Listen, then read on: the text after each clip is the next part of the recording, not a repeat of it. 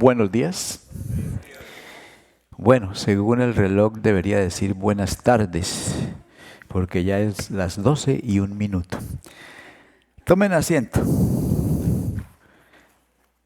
Antes que olvide, el próximo domingo a esta hora, si Dios permite, tendremos un predicador muy especial. Es el hermano Roberto Reed, que viene de España. Es el director de Libertad para Cristo, un ministerio muy grande, de mucho impacto mundial. Y él dirige ese ministerio para España y los países hispanos. Entonces tendremos el privilegio de que esté con nosotros. ¿Estamos bien con el sonido? Bueno. Cuenta la Biblia que cuando Dios le pidió a Samuel que fuera a la casa de Isaí para ungir al siguiente nuevo rey de Israel, cuando Samuel llegó, vio al hijo mayor, a Eliab, y dijo: ciertamente delante de Jehová está su ungido. Y entonces Dios le dijo: no mires a su apariencia ni a lo grande de su estatura, porque yo lo desecho. Porque el hombre mira lo que está delante de sus ojos, pero Jehová mira el corazón. Eso quiere decir que a Dios le interesan más nuestros motivos internos que nuestras acciones o nuestra apariencia. Por eso Jesús dijo que el que mira a otra persona para codiciarla, aunque no haya cometido el acto del adulterio, ya adulteró con ella en su corazón, porque los motivos, las intenciones en el corazón delante de Dios son más importantes, porque eso es lo que producen las acciones. Y también dijo: cualquiera que se enoja contra su hermano y lo insulta, ya está en serios problemas delante de Dios. De modo que entonces tenemos que prestarle atención a lo que nos mueve, a eso que está en el corazón, porque de ahí es donde fluye lo demás. El libro de Proverbios dice: sobre toda cosa guardada, guarda tu corazón. Y hay una versión que dice: porque de él determina el todo de tu vida. Entonces le prestamos mucha atención a lo que hacemos, pero las intenciones, los motivos. Es como la araña, uno puede estar removiendo telarañas, pero mientras no controle la araña, ahí van a estar las telarañas, ¿no? Los humanos somos como los carros. Los carros se mueven porque tienen un motor. Si no tiene motor, no se va a mover. Nosotros nos movemos porque tenemos un motor adentro, algo que nos motiva. Los motivos, ¿no? Las intenciones. Pues hace 4,000 años todavía no se habían inventado los motores, ¿no? Imagínense. Pero la gente se movía, al igual que hoy, por motivos. O sea, el ser humano siempre se ha movido porque tiene un motor allá adentro que lo impulsa. Y entonces en Génesis capítulo 24 hay una historia muy interesante que es el matrimonio de Isaac. Cómo comienza, cómo consigue la esposa y todo. Es un capítulo largo. Y hay en ese capítulo 3 personajes que interactúan entre ellos y se mueven cada uno por su motor personal. Vamos a verlos y eso nos enseña entonces 3 cosas. La primera es que usted puede moverse por el motor del servicio. O sea, hay una persona en este capítulo que se mueve motivada por el servicio. Eso lo tenemos en Génesis 24, 19 en adelante. Pero antes de leer, es importante recordar que en ese capítulo Abraham llama a su siervo, al administrador, que se llama o se llamaba Eliezer, y lo pone bajo juramento para que por ningún motivo permita que su hijo Isaac se case con una cananea, y que él va a ir a Aram y va a traer a una joven del clan de Abraham, de la familia de Abraham, para que sea la esposa de Isaac. Y entonces le pregunta, ¿y si esa muchacha no quiere venir, qué hago? ¿Llevo a Isaac para allá? Y él le dice, ni riesgos, porque esta es la tierra que Dios nos ha prometido y Dios quiere que vivamos acá. Entonces ella tiene que venir. Si no, si eso no puede ser posible, estás libre del juramento. Aclarado ese punto, Eliezer agarró 10 camellos, varios otros siervos, puso regalos y un montón de cosas y se fue. 800 kilómetros caminó hacia el norte y llegó a una ciudad que se llama Aram, donde se supone que la familia de Abraham vivía. Y estacionó, vamos a decir, dejó descansando sus camellos junto al pozo. Y allí hizo una oración. La oración es, Señor, permite que a la joven a la cual yo le pida de beber, no solamente me dé agua, sino que también me diga, también daré de beber a tus camellos. Y que sea esa la joven que tú has designado para mi amo Isaac. Pues no había terminado de orar cuando vio que venía Rebeca. O sea que él oró con los ojos abiertos, ¿no? Dios también oye esas oraciones. Él oró con los ojos abiertos. Esa fue su oración mental. Y vio que venía Rebeca. Y entonces fue y le pidió, esperó que sacara agua del pozo, fue y le pidió de beber y ella le dio. Y cuando él terminó de beber, ¿sabe qué le dice ella? Exactamente lo que él había pedido en su oración ahí antesito. Y entonces eso nos lleva al versículo 19, ¿verdad? Y entonces el versículo 19 dice, y cuando acabó de darle de beber, dijo Rebeca, también para tus camellos sacaré agua. Imagínense, se sorprendió Eliezer. Sacaré agua hasta que acaben de beber. Y eran 10 camellos. Y se dio prisa y vació su cántaro en la pila y corrió otra vez al pozo para sacar agua y sacó para todos los camellos. Y el hombre estaba maravillado de ella, callando para ver si Jehová había respondido o prosperado su viaje.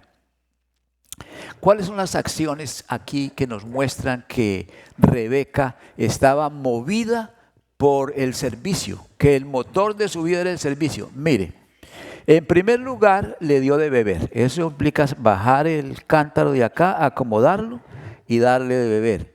Enseguida le dio de beber a los camellos, 10 camellos. Un camello bebe hasta 100 litros.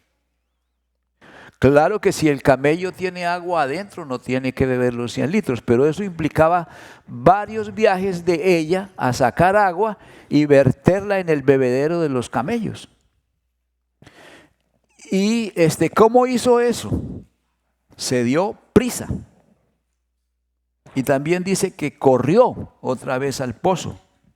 O sea, le estaba poniendo diligencia y entusiasmo a esas acciones, porque estaba movida por el motor del servicio. Tremendo. Era una muchacha que tenía ese espíritu o ese don de servicio. Se me volteó la hoja donde estoy. Muy bien. ¿Sí? No, ya aquí es. Muy bien. Entonces, hay algo más que ella hizo. Vamos al versículo 23. Cuando ya cuando terminaron de beber los camellos, le dice Eliezer a Rebeca, ¿de quién eres hija? Y agrega, te ruego que me digas, ¿hay en casa de tu padre lugar donde posemos? Y ella respondió, soy hija de Betuel, hijo de Milca, el cual ella dio a luz a Nacor, y añadió, también hay en nuestra casa paja y mucho forraje y lugar para posar. 2 preguntas. ella la responde, pero responde no se le olvida responder la pregunta que tiene que ver con la necesidad de Eliezer. Él, sus otros sirvientes y los camellos tenían que pasar la noche en algún lugar, tenían que comer los camellos y tenían que descansar en algún lugar. Era una gran necesidad. Y ella entonces le dice que sí. Aunque no es la dueña de la casa, ella tiene un espíritu de hospitalidad. Y la hospitalidad también es un servicio. Entonces, el motor del servicio es un buen motor. Si a usted lo mueve el deseo de servir, gloria a Dios, ¿no? Y también es importante que a veces los cristianos piensan que el servicio solamente se presta en el templo. Es muy importante. Pero hermanos, pasamos más tiempo afuera. Y si usted quiere servir a Dios, hay mucha oportunidad afuera, con la familia, con los vecinos, con los compañeros de trabajo, y hay muchas formas de servir. Ese es un buen motor, el motor del servicio. Pero tenemos otro personaje en el versículo 29. Allí se nos enseña que usted puede ser movido por el motor de la ambición. Ese es otro motor muy fuerte. Hay mucha gente que vive así, por la ambición. Y eso es lo que los levanta todas las mañanas y corren y se sacrifican. Versículo 29. Dice, y Rebeca tenía un hermano que se llamaba, ¿cómo? Labán. ¿Qué pasó con Labán? El cual corrió afuera hacia el hombre a la fuente. ¿Y por qué hizo eso? Versículo 30 dice, cuando vio el pendiente y los brazaletes en las manos de la hermana, que decía, así me habló aquel hombre, vino a él. Y aquí que estaba con los camellos junto a la fuente. Sucede que después de que le dio de beber a los camellos, Eliezer le dio a Rebeca un brazalete de oro de buen peso y un anillo que lo puso aquí. Entonces cuando Labán ve los brazaletes y el anillo de oro y oye la historia que ella estaba contando, corrió afuera. Si Rebeca no hubiera tenido esos brazaletes y ese anillo, y solamente hubiera dicho que ese hombre le había pedido agua y que estaba buscando dónde quedarse, Labán no corre. Entonces, ¿qué es lo que mueve a Labán? ¿Cuál es el motor de Labán? El motor de Labán es el motor de la ambición. Pero hay algo más sobre Labán. Si nosotros nos vamos al capítulo 29 y 30 de Génesis, y no vamos a ir allá porque estamos en el 24, sucede que Rebeca se casa con Isaac y tiene un hijo que se llama Jacob. Y Jacob tiene problemas con Esaú. Esaú quiere matar a Jacob y Jacob huye a Harán y llega a la casa de Labán, el tío. Y Labán ya tiene 2 hijas, estamos en otra generación. Entonces, Jacob se enamora de Raquel, que es la que yo confundo con Rebeca, ¿se acuerdan? Raquel. Y entonces la pide en matrimonio y le dice, sí, si quieres casarte con mi hija Raquel, tienes que trabajar 7 años. O sea, lo explotó, abusó de él. Y este muchacho trabajó 7 años. A los 7 años le dice, no, te vas a casar con mi hija mayor que se llama Lea, porque aquí en esta tierra la costumbre es que se tiene que casar primero la mayor. Y le hizo trabajar otros 7 años por Raquel. Entonces lo está explotando. Es un hombre movido por la ambición. Y usted sigue leyendo ese capítulo 29 y 30, va a encontrar que las 2 hijas casadas con Jacob se quejan de su papá. Y dice, nos vendió y ya se comió el precio de nuestra venta y nos ve como extrañas. O sea, este señor como que la gente no le importaba, lo que veía billetes por toda parte, ¿no? Movido por el motor de la ambición. No es un buen motor. No es un buen motor el motor de la ambición. A ese grado y a ese nivel, no.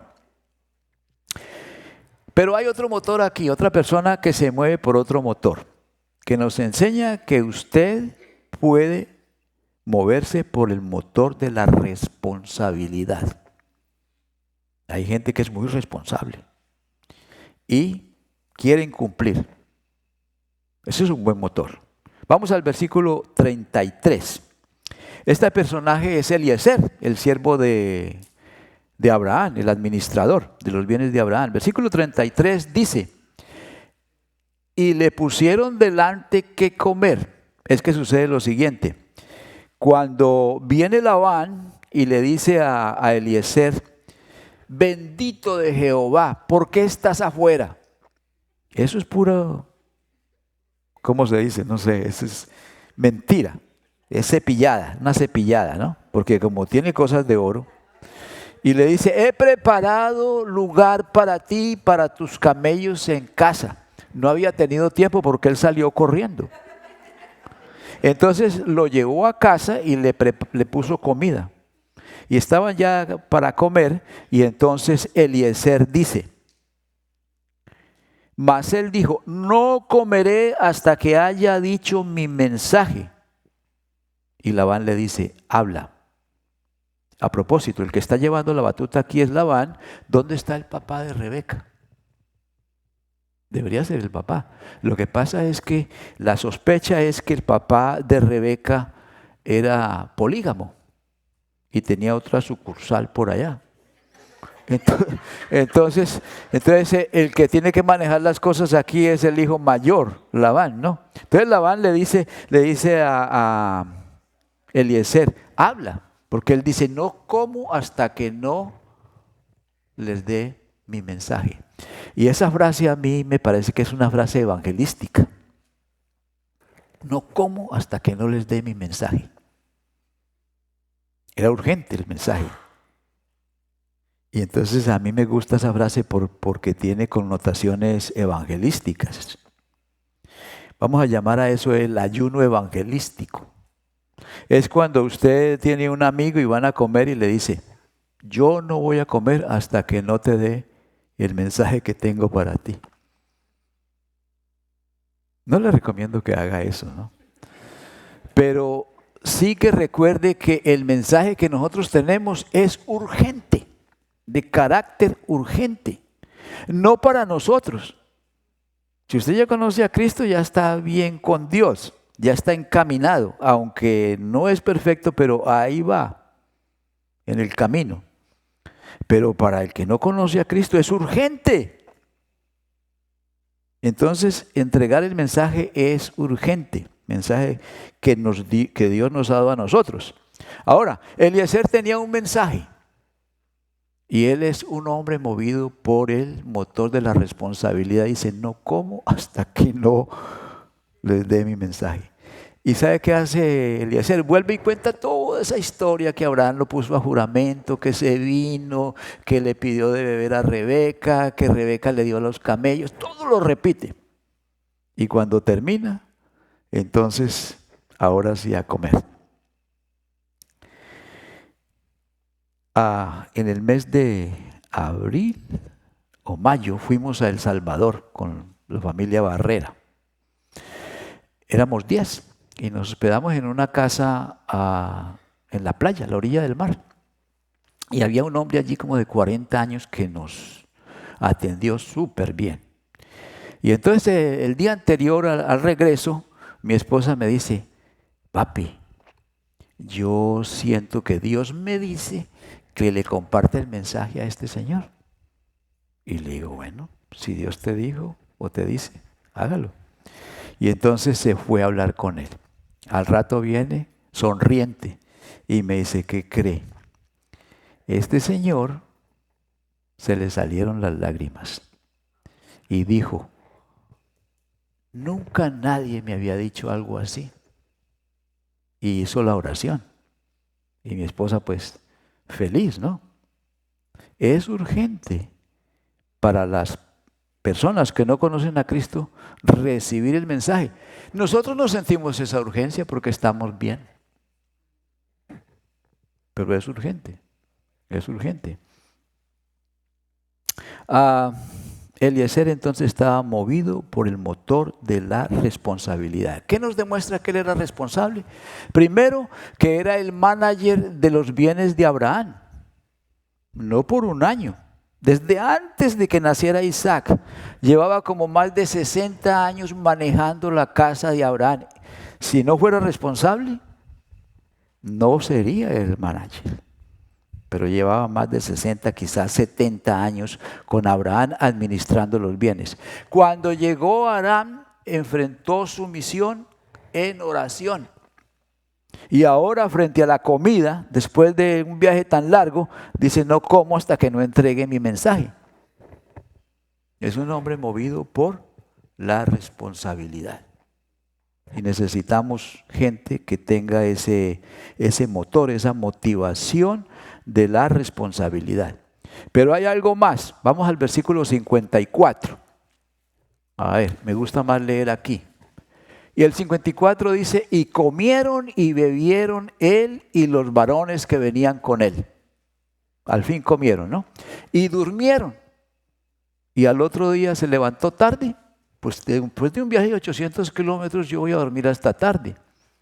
Pero ¿qué hizo?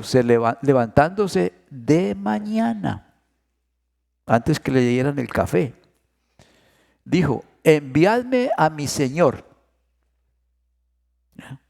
Y entonces dicen: ¿cómo? ¿Tan rápido? Nosotros queremos que Rebeca se quede 10 días con nosotros y que después se vaya. Y entonces él les dijo: no me detengáis, ya que Jehová ha prosperado mi camino, despachadme para que vaya a mi Señor. Quería cumplir, terminar su misión y acabar con eso. Movido por la responsabilidad. Muy importante ese motor de la responsabilidad. Me estoy enredando con esto. Ok. Entonces, hemos visto 3 motores: el motor del servicio, el motor de la ambición, el motor de la responsabilidad.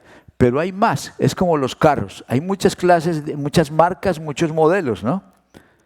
Y podemos tener el uno o el otro, podemos escoger o hasta podemos tener varios carros, varios motores. Este motor de la responsabilidad tiene un obstáculo, 2 obstáculos tenemos nosotros con esto de cumplir la misión.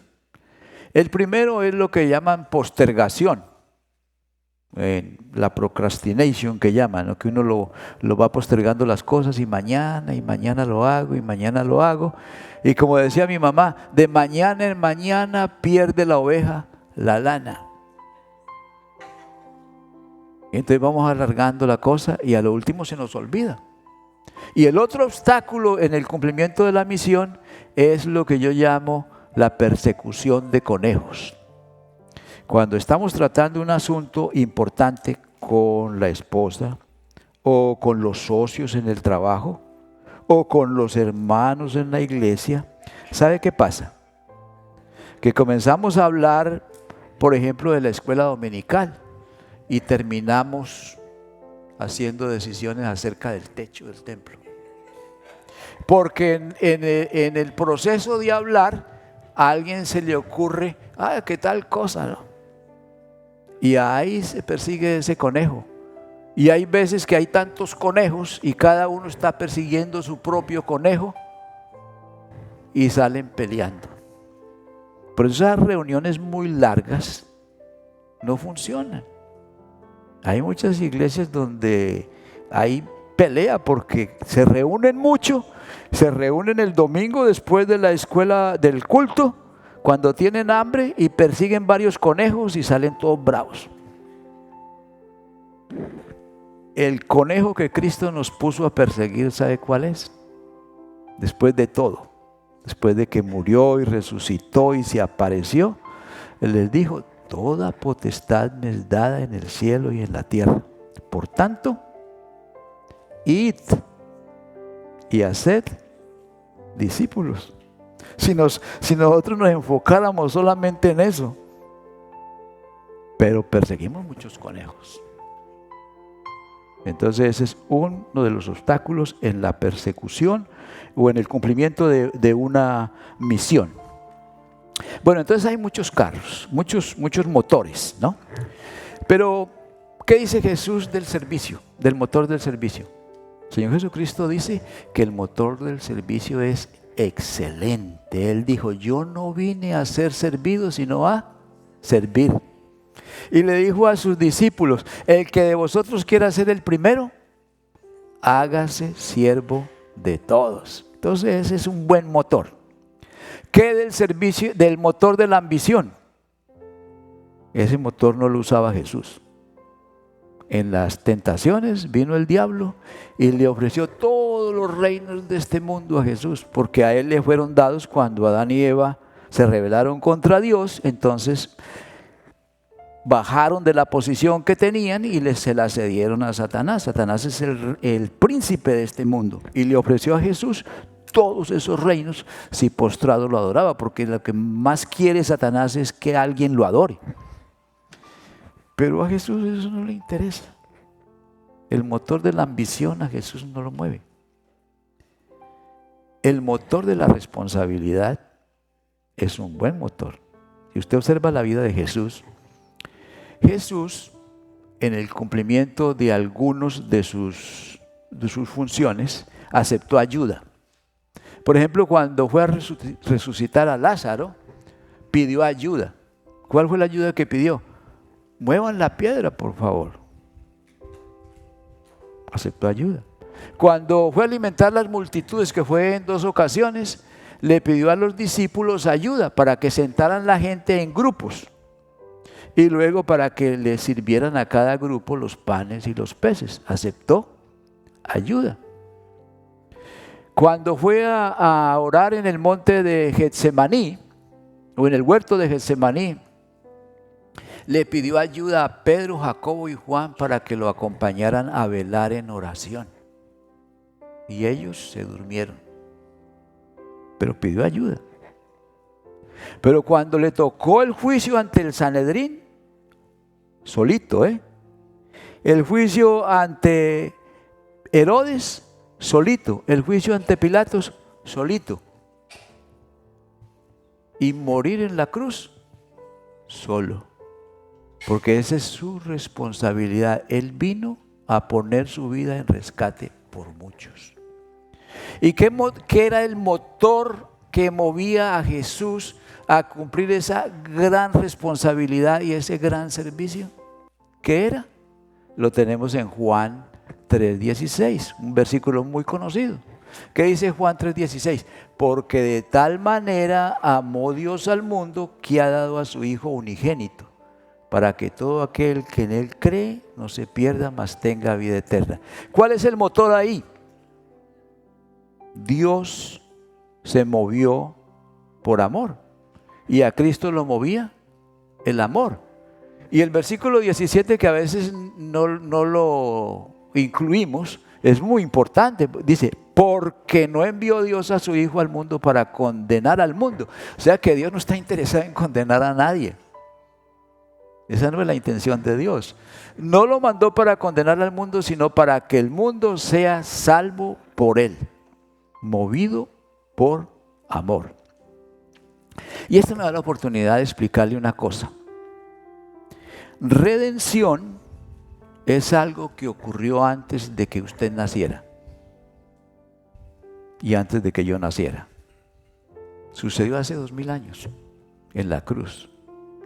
La redención es algo que ocurre fuera de usted, ocurrió fuera de nosotros, independientemente de nosotros. Es un hecho en la historia. Pero salvación es algo que ocurre dentro de usted. Cuando usted mueve su fe de las obras o del santo de su devoción o de lo que sea y la pone únicamente en lo que Cristo hizo para redimirnos hace 2000 años y la pone ahí, únicamente ahí, ahí en ese momento ocurre dentro de usted su salvación. Así de simple. redención independiente afuera de usted en la historia. Salvación puede ocurrir ahora dentro de usted cuando usted pone toda su fe en Cristo Jesús. ¿Se ponen de pie?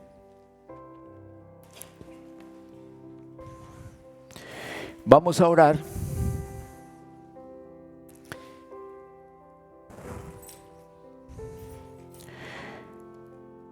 Señor y Dios de los cielos y de la tierra, sabemos por tu palabra que antes que nosotros pronunciemos una palabra, tú ya la sabes. Tú conoces nuestro corazón. Como decía la hermana en el canto, que Él nos ve. Y nos ve hasta lo más profundo de nuestro corazón. Porque tú miras el corazón, tú no miras la apariencia. Y Señor, hemos hablado muchas veces contigo acerca de nuestras malas acciones, de nuestras iniquidades, de todo lo malo que hacemos. Pero no hemos hablado ni te hemos pedido perdón por nuestros motivos, por lo que nos mueve, por aquello que nos lleva a actuar mal. En esta mañana pedimos perdón por esos motivos y esas intenciones. Pedimos que nos des un corazón nuevo y un espíritu renovado, como David lo pedía. Y para usted, que todavía no ha puesto su confianza en Cristo, todavía no ha experimentado la salvación interiormente, le invito para que ore al Señor de la siguiente manera. Dígale: Señor Jesucristo, reconozco que tú eres Dios con nosotros. Sé que moriste en la cruz del Calvario como una ofrenda por mis pecados.